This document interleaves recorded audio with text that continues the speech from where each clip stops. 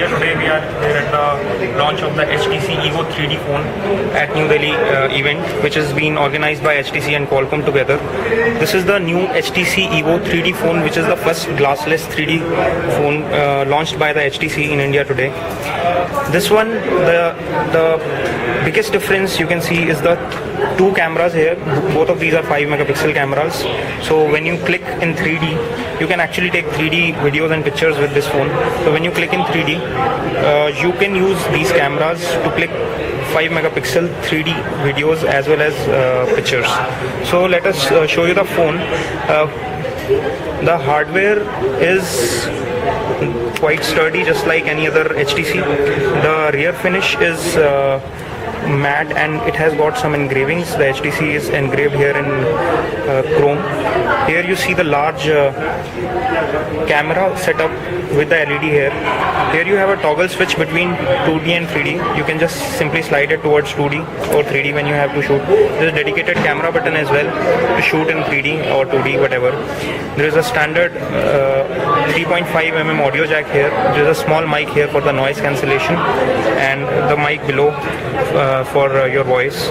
Here there are volume toggles at the side, and the power button is also at the top, and at the bottom we don't see much. There are 4 touch buttons here, and let's just wake up the device. The display is 4.2 inches. This is pretty brilliant and high resolution display. This is 3D capable.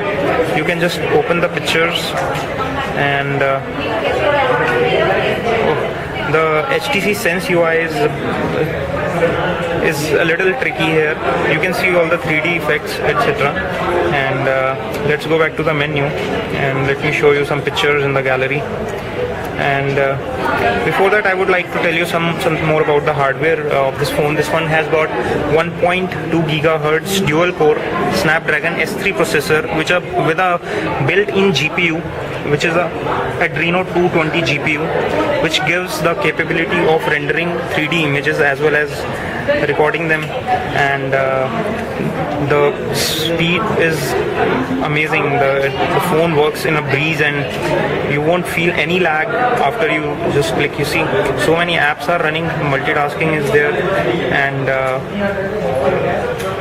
once we get inside the menu, here you see all the applications and all, and we go to the camera and show you some 3D pictures which are already taken with this phone. You may not be able to see it the way I am able to see here because you are watching it on a 2D screen, but when I turn the camera you can see there is some depth effect without any glasses.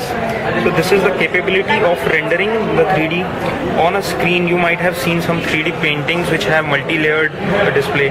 So this is similar kind of a technology, but it does strain your eyes a little bit, but never mind, it does give you a good 3D capability on a camera, small phone screen, so we don't complain. Otherwise, the capacitive touch screen is pretty responsive. The phone looks good, it's very solid, although it's a bit heavy here in hand.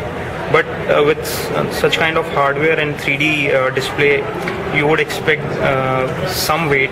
And this one comes with a 1750 milliampere hour battery capacity, which is I think necessary for a 1.2 gigahertz machine, which gives you a 3D performance, because you may soon run out of batteries if you are using it to its full capability. So to use a smartphone like this, it's good to have 3D with a large battery.